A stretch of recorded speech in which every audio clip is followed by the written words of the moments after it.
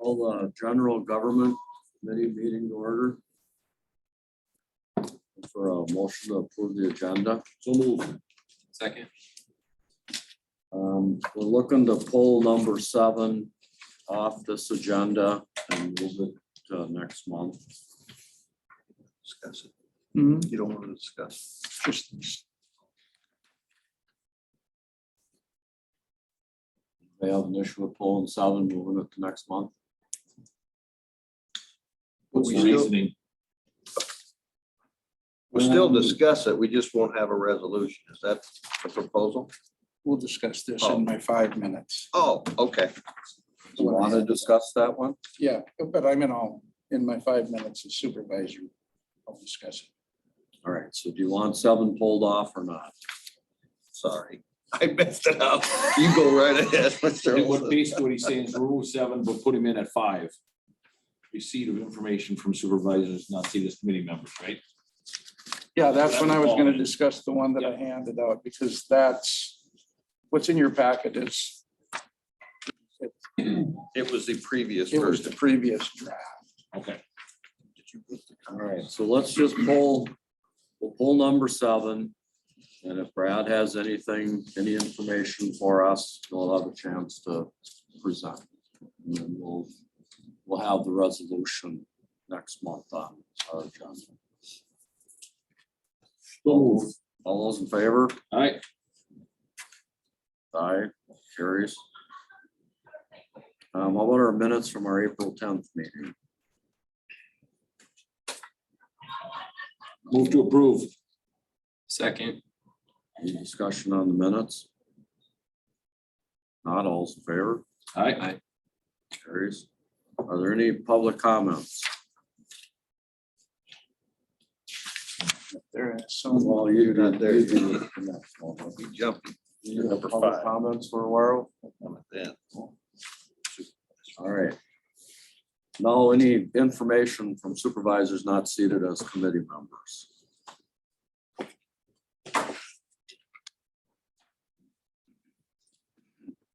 Thank you, Mr. Chair, members of the committee, Brad Olson, Supervisor District 1. I had you pull the housing resolution that was on your agenda just because well, it was an earlier draft. So the goal with the draft that you have in front of you that would come to your meeting next month is simply to be able to help fund municipalities that want to put housing in. And it would go simply to the municipalities, be it a village, city, town. And at the end of the day, it'll keep the county whole. We know we'll get paid back at the end of the day. This resolution simply has the administration and staff put the program in place and fund it for the 2024 budget cycle. I think just where we are in the calendar year, by the time that gets done, we'll be very close to, I believe, budget season. That's why I've just kind of wrote it to be ready for 2024.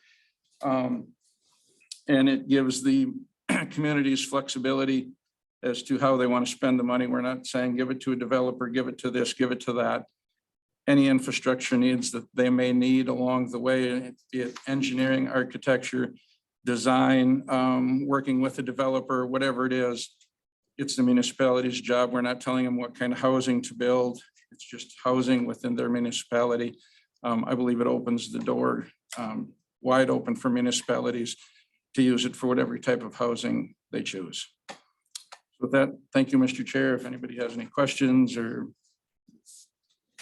Just on the topic, it's more for Vince and probably less for Supervisor Olson, but what happened to, for months, we talked about like a steering committee being put together and a collaborative efforts and everything, and this is no disrespect to you, No. Supervisor Olson, but it seems like it's become a sole effort, and we've kind of abandoned that idea of putting a team together to talk about this.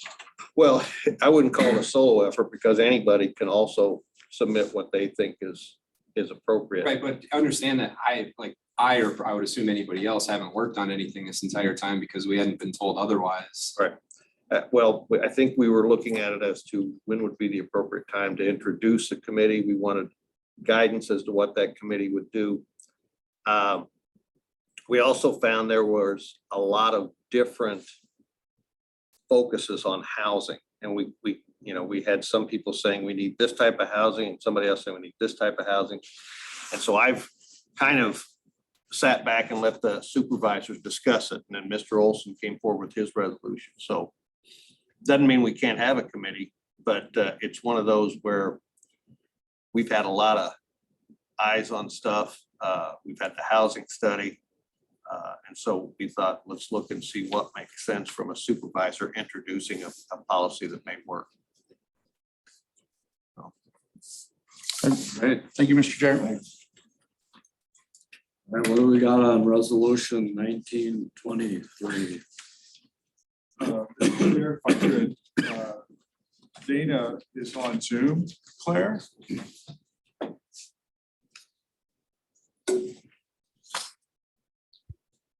Hello? Hello, Here you can you hear me? Okay. help. Hi there. Do you want me to go ahead with this? Yeah, you should probably give us some background on what the resolution is. Sure. So this resolution is to utilize state surplus funding to offset supplemental payment decrease. So what this is, I'll try to make it concise as I can. So county nursing homes, municipal nursing homes have been given supplemental payment funding for, I mean, many, many decades. And we budget for this amount every year based on historical amounts, based on what our county, the Wisconsin County Association and Leading Age Wisconsin give us as far as those projections. In December, we were given notice that our amount was very different than what we were expecting. Soon we found out that was the case for many of the municipal facilities across the state. And we had a meeting then down in Madison with DHS, and they changed the funding structure significantly without any input from any providers, any input from anyone seated at the table to get the funds. So there was a huge discrepancy in those amounts. There's a $39.1 million pot of money basically that gets distributed across these facilities. And the way they changed the structure, there were some huge winners and some huge losers. For lack of better words, for example, Dane County received 9.2 million of that pot. And we typically receive anywhere from, over the past several years, $800,000 to $1 million of funding through this. Ours dropped to about $94,000. So us, and I think there were 22 other facilities that experienced significant decreases in our amount. And to kind of summarize, what the state did is they funded everyone's direct care deficit.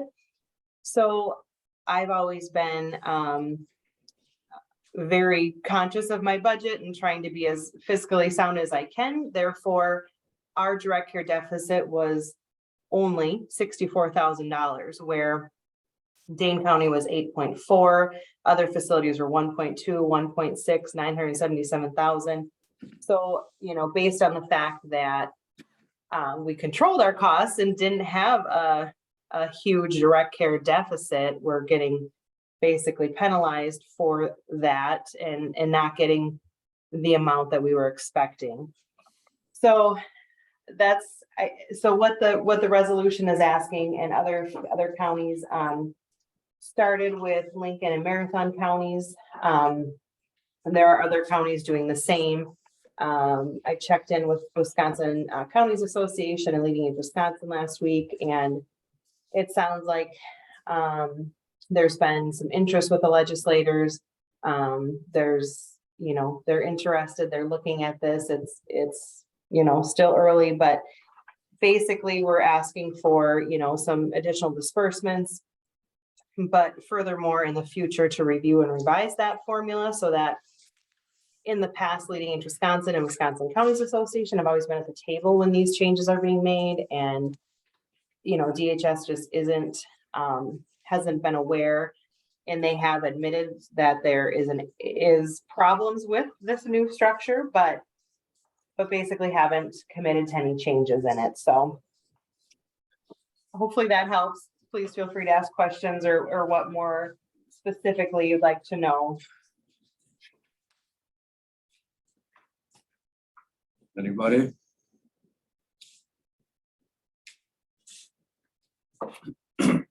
If I could, and Dana, I'll try to summarize this in a nutshell.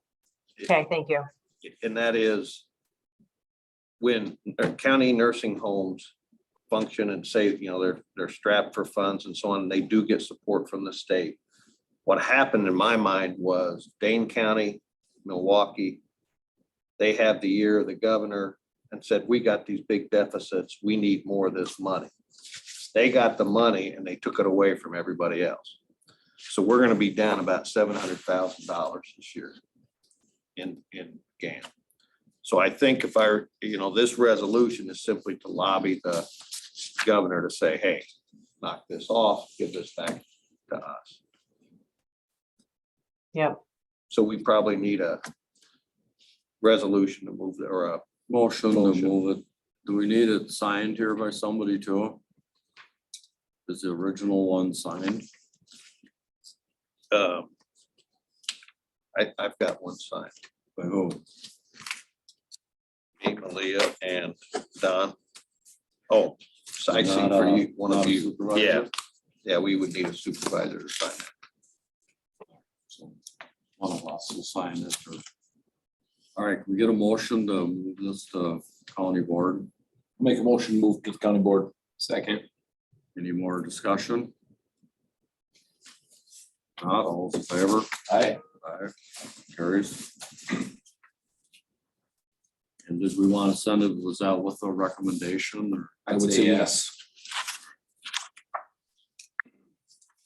Thank you. All right, how about our county board priorities? Today, we're just gonna give a general overview of where we are.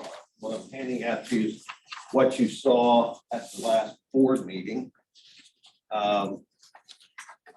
And just to kind of show you what the next steps are. If you recall the spaghetti pile right there, it kind of illustrates that many of the topics were getting a lot of attention, but now some are starting to drift off. But there are still things to do.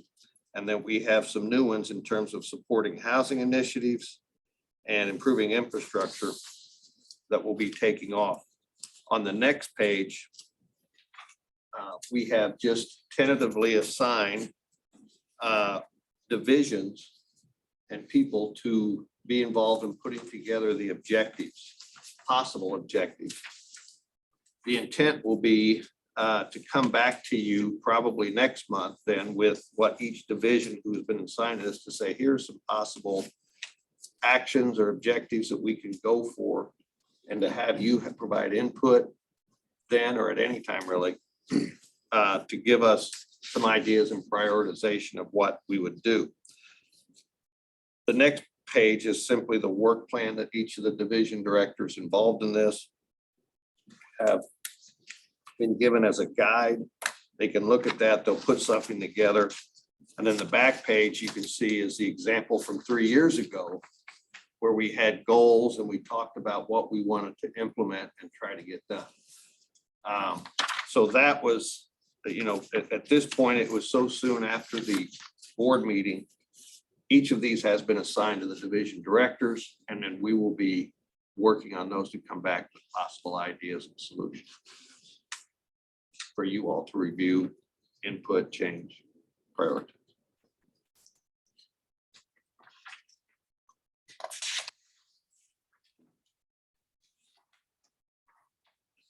Comments? Did I miss anything? Putting together these work plans then is going to be done at the committee level? We're gonna have staff start and then present it to their committees. And the committees can then be engaged, provide input, feedback, prioritization. And then throughout the course of the year, that division will be coming to the assigned committee to say, here's where we are on this topic, or here, you know, and we kind of start working through it that way.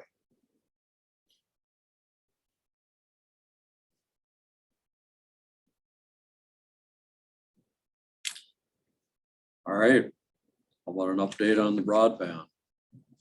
Yeah, broadband, as you know, is one of those priorities from 3 years ago that we're gonna keep focusing on because we are close to having I think a significant breakthrough. We had a meeting last Thursday where we had not only the internet service providers, but we had representatives from the state, the PSC, as well as the economic development folks. We had a federal representative here. And then in the afternoon, we also had local leaders, stakeholders, so to speak, who would not only benefit from increased broadband use, but have, you know, want to be leaders in terms of helping the county benefit from fiber optic cable or high-speed internet. The main takeaways were that we're gonna have by the end of this summer, 85% of the county covered geographically with fiber optic cable. However, I think initially we thought, boy, you get the cable in the ground, things will take care of itself. What we found is that just because it's in the ground doesn't mean people have it run to their house. And so we are addressing now, how do we not only get people to have access to it, but we got to get folks to adopt it, and we got to help folks be able to afford it. And so this committee this meeting was the start of developing so-called champions, so to speak, in the county, who raised the issues and the problems. They raised the opportunities for their group. So we had healthcare people there, we had educational people there, farmers.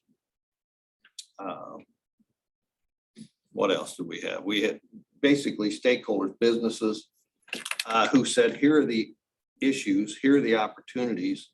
And then it gave us some ideas of what we can do to help with those issues.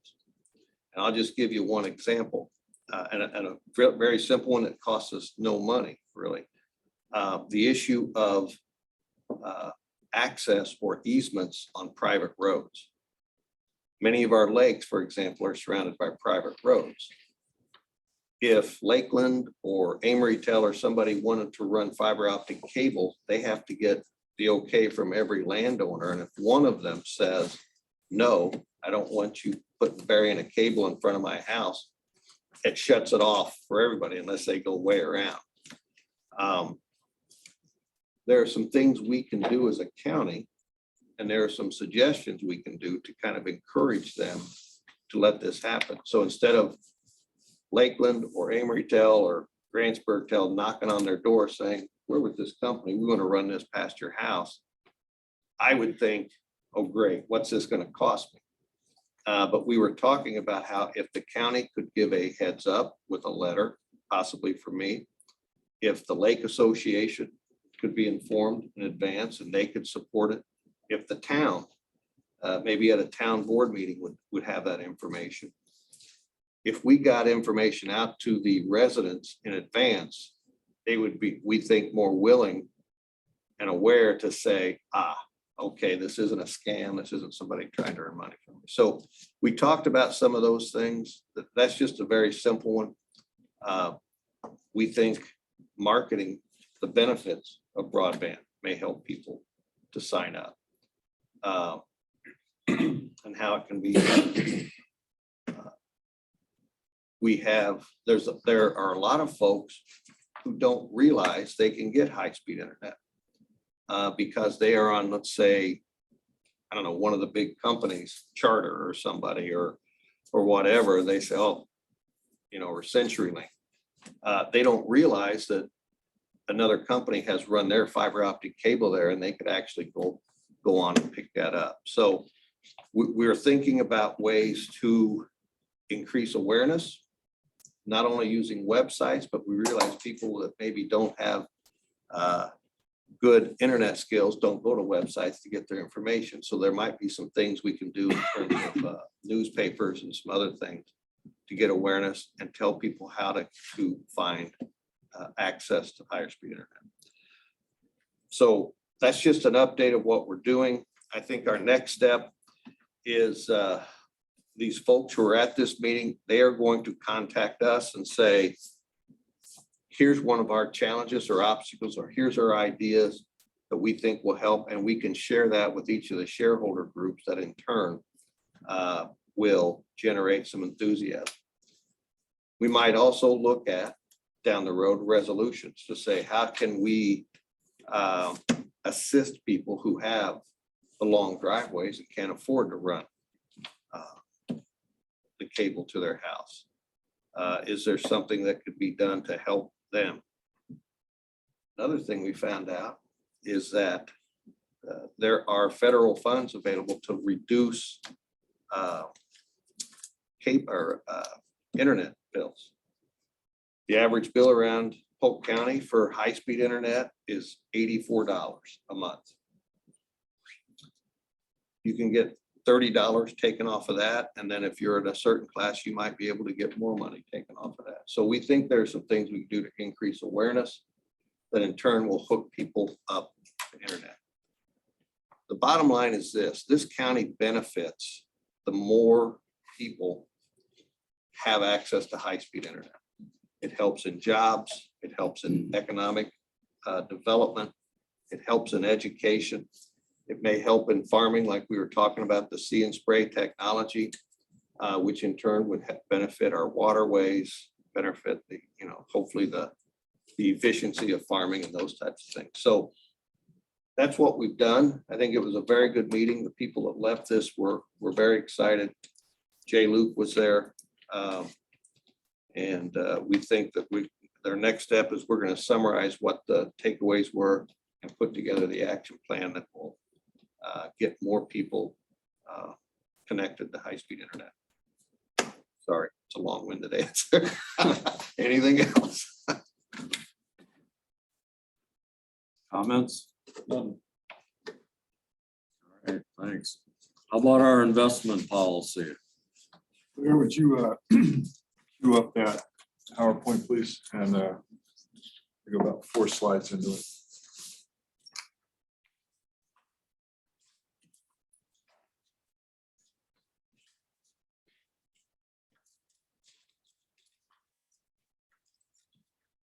Yeah, let's come down to the 4th slide. Good morning, everyone.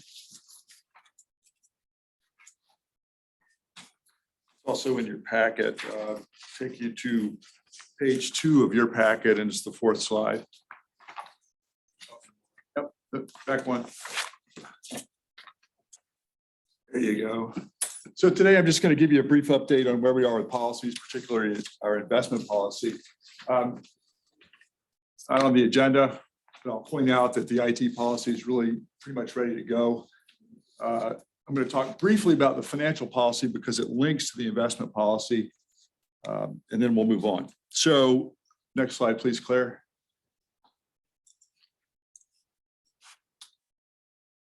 So right now, the county's investment policy is bundled into its overall financial policy.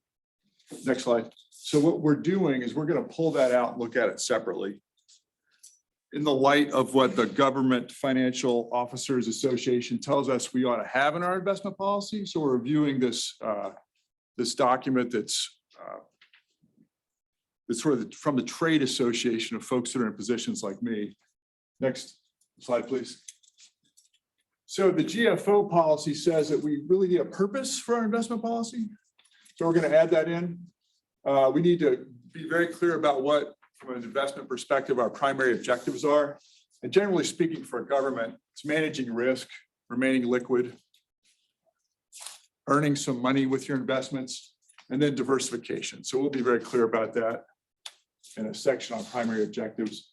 There's also a recommendation for standards of care. So as a board, as administration, How should we be looking at this? What does prudence mean? What do we do about any potential ethics or conflictual issues, and who has authority for various parts of the policy? So that's in process right now. Those three that are in purple will change. The rest of the policy largely won't. Any questions about that?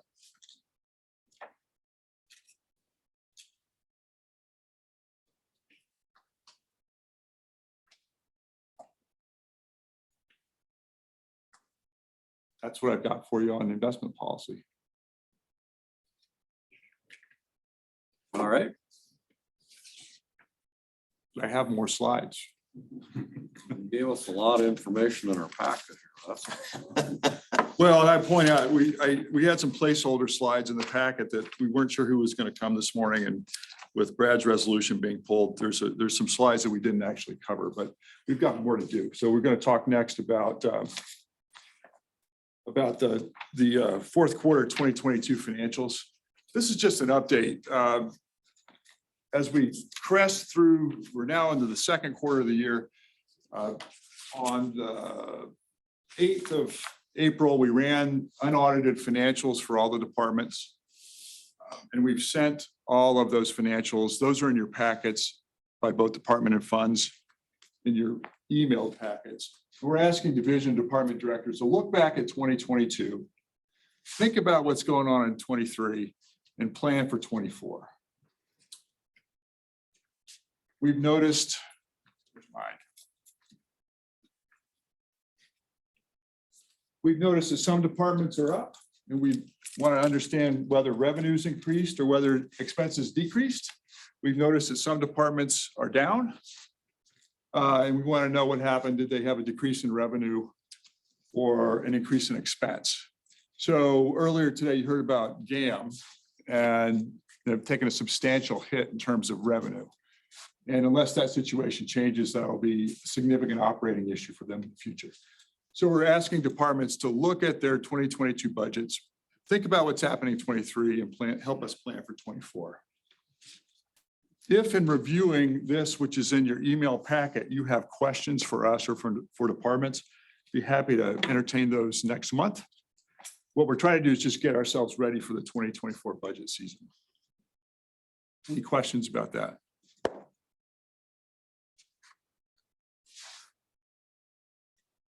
And not seeing the agenda, I don't know if I have more slides now or later.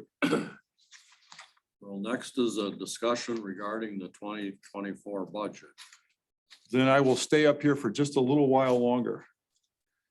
Okay, so what are we doing today? Next slide, please, Claire. We're going to take an early view on what's happening situationally all over the planet, what's happening with revenues here in the county, what we're projecting for revenues and also expenses. Early view, everything we're talking about is subject to change, and any managerial implications may change as well. But this is just an early view getting ready to go in. Next slide, please, Claire. So some good news last month, the rate of inflation decreased. That doesn't mean we're in a deflationary economy, but if it was at 6%, it dialed down to about 5% last month. That's good news. Slight change in core inflation. We noticed that the Fed last week raised rates by 25 basis points. This time last year, does anyone remember where rates were? Right about zero. So we've had a 5% change in a year. That's just massive, right? What's going on with workforce? We've got just a remarkable unemployment situation, 3.5%, down a little bit. Openings, however, fell for the third straight month. Layoffs increased a little bit, but still for every one job seeker right now, there's 1.6 jobs. So that makes it a tough labor economy. We've also seen some financial institution instability. We had Chase buying First Republic last week. These are things that are going on macro scale that will have some impact on us for 2024, we believe. So let's look at the revenue side and the expense side. Let me make sure I got it right. Oh, yes, $2024 almost certainly, because of that inflation, they're going to buy less than they did in 23. We're hoping that the labor economy eases somewhat. And if you listen to the pundits, the chances of a recession remain mixed, 50-50. Okay, on to revenue now. Sales tax has been strong for a number of years. For 2024, we're going to model for the budget somewhere between 4.7 and 4.9, unless there's some drastic change. We've seen an uptick in 2023 over 2022. Sales tax essentially models the economy and inflation. So there's a potential for growth with the sales tax, but at the same time, sales tax revenue may be growing, so is your expense basis. Levy, we're going to model 23.4 million for 2024. Levy just doesn't change very much for us. It changed by less than 1.5% last year. So this is not something we can look to for a way to fund new projects or fund operations on a growth trajectory here in the county. 2024, we're planning right now to transfer $0 from the general fund to support operations. We'll see how that comes out. We have to bring you a balanced budget in October. It has to be a structurally balanced budget, meaning we shouldn't be drawing from the general fund unless it's absolutely necessary. And if we do, we have to have a plan for restoring that structurally balanced budget. So right now we're initially modeling zero transfer. Our consultants from PMA remind us that we have about, with current interest rates, probably $1.35 to $1.5 million worth of bonding capacity. So if there were capital projects that the board wanted to entertain, we have some capacity to do that. So let's see what the implications are. Next slide, please. Sales tax increases are likely to be proportional to inflation. The levy does not move with inflation. So that's a squeezing kind of a force on our operations. We'd like to not draw anything from the general fund to support operations. It's taking from your savings account to pay for your current lifestyle. We do have this opportunity to borrow. Any questions about that?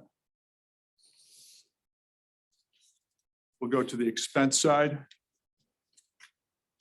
So we don't know where we're going to, we're thinking about 2024 right now. We're thinking about wages.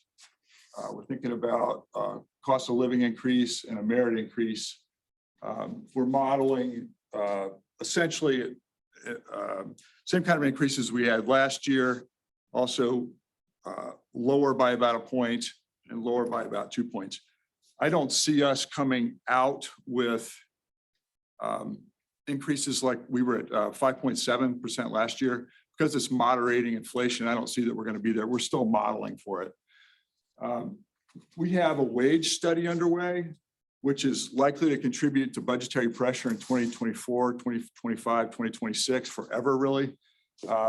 It's sectorized, so we're looking at some job categories we may be paying at market, some we may be paying over market, some we may be paying under market. It's tough to reel salaries back in if we're paying over market. When we're paying under market, if we want to remain competitive, we got to try to close that gap. So we're imagining this will contribute to budget pressure. We know for sure that benefits will be more expensive in 2024. So that's all about employee side. Non-employee side, we're going to model a 0% increase for budget. And because of inflationary pressure, no increase is a decrease. Capital expenditures. Last year, we had a number of capital projects that drew from the general fund. We have less unencumbered dollars this year, about $3.9 million, subject to the 2023 audit. So we're imagining fewer capital projects. Mo and his team in Public Works have modeled 5 years of deferred maintenance of projects we want to get to. We're in the $5.5 to $6 million range for that. We may want to think about bonding to cover some of those. Let's see what the implications are. Per employee expense is going to go up. Salary, benefits, going to be up. Going to be up in 2024. Non-employee operations increased pressure. capital projects, we're likely to spend less than we did last year. We have less money to spend. Any questions about this? All right. Just want to remind folks, early view, subject to change, the variables are, and also the managerial implications. The department and division directors are already thinking about budget for 2024. We'll try to be as concise with budget updates as we go through the process as possible, but the season is nearly upon us. And the levy can't change because it's capped. That's correct, sir. Yeah, and last year, I think we increased, because of net new construction, the levy increased is proportionally always the same, but when we have new building projects, we get to capture some tax off that. So I think it was $335,000 additional last year. And if we had a good building year, it might be about the same, not as good a building year, less, more, but it's just not a lot of money. Like I said, it was less than 1.5% increase. And the fact that even though the cost of running the county keeps increasing, we can't ask the taxpayers to foot the bill. Is that the levy? That's correct, sir. And, there are some proposals this year, so many that it's really hard to manage, and there may be others that want to comment on that. But in finance, we've decided that we're going to assume there's no new money coming from the governor. That may change. Right, and you all have probably heard at one point or another, the governor's plan, the legislature's plan. They realize they've got such a budget surplus stockpiled in the state. We are now lobbying to get some of that pushed back to the local governments. We were very optimistic at first, but as usual, people start sticking their hands in and they have other ideas and the proposals shift and they start earmarking money. So Don is taking the correct approach and saying, we may not get anything, but we do feel like there may be some increase. But we have increased responsibilities from the state, where we Isn't have- it similar to us, even though, we have a good savings account. We And do. we increased the amount we decided to save. Right. So if anyone ever said, well, you have the money, just spend it. Just like the state and the feds, we're saying you have the money, spend it, but we probably do have to just hold the line, for you guys, to make a budget, hold the line on everything and That will be how we go into this, sir. make ends meet. And if we're lucky enough to get some subsidy from the state, increased subsidy from the state, we'll figure out how to spend that prudently. But department and division directors have a tough challenge this year. There's no question they're, in real dollars, going to go in with less, and we're not asking them to do less. So Just for clarification on Supervisor Harkin's question, our levy is not capped, right? We're at a level of levy that we've decided that we're not going to. no, we actually are limited by statute to what we can do. And there have been proposals to change that funding formula, but It hasn't been that many years that they capped it. And if we needed more money, we would just tax more. We'd raise the levy and tax more. Well, they capped it and said, no, you won't take any more money. And how many years ago was that they capped the levy? That's been since I started working here in Has it? 2006. So it's been a long time. It didn't seem like it's been that long. But remember, we can I always, remember when they capped it. And before that, if we needed more money, we just raised the levy and taxed more. right, so we can go outside of the levy cap for debt service. And I think maybe what you were referring to earlier is back when Mr. Roberts was General Government Division Director.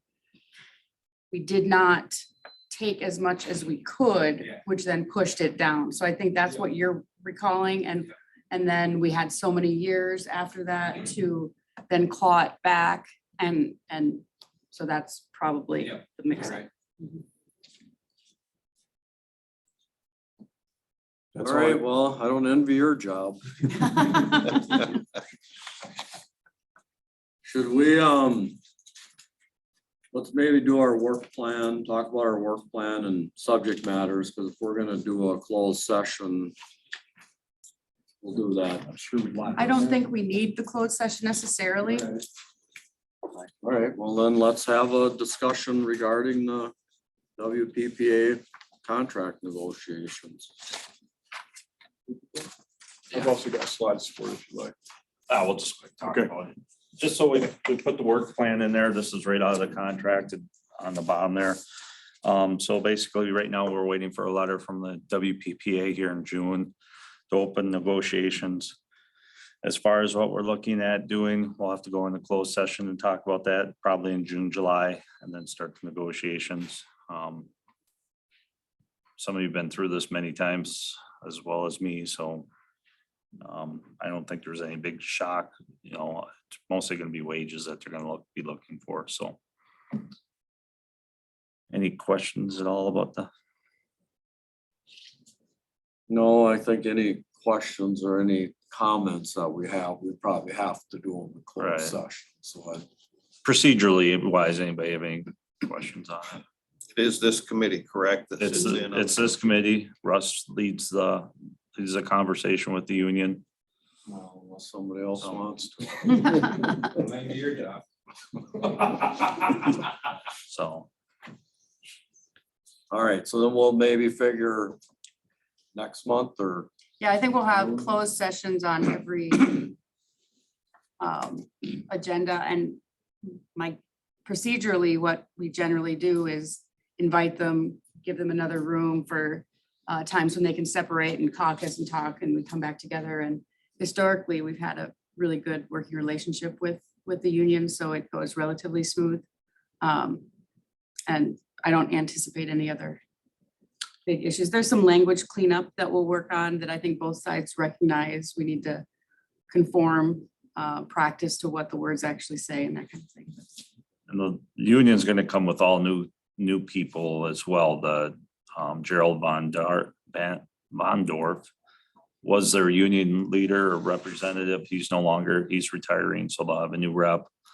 The union president's new, so there'll be some learning curve from them, but And the 10,000 foot view of this, does this kind of fall into that per employee expenses or just, you know, what you're talking about earlier are gonna be, not that we know of any decisions or anything that are gonna be made, but as far as that planning goes, possibility of those increases. If I could, we are modeling the WPPA potential increases separately from staff. Largely because it's a 2-year contract. And that was basically my question, if that was rolled into everything else or if it's separate. You, all right, how about our work plan? Schedule, do we need to add anything? Delete anything?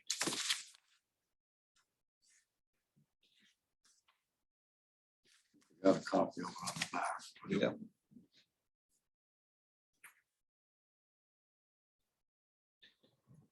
Okay. Good, So all right. How about subject matters for our next meeting? we'll have housing resolution. So that will be on there. We'll also have the discussion on objectives. Well, does general government have any, I'm trying to think. We'll look across the other committees to see if there's anything with a fiscal component and then be ready to talk about that. And anything else that's on our work plan that we need to discuss would be on. Yeah. If anybody has any items they want on, let somebody know early enough to get them on. Anything else? One item to go. Move to adjourn. Second. Adjourned at 9:00.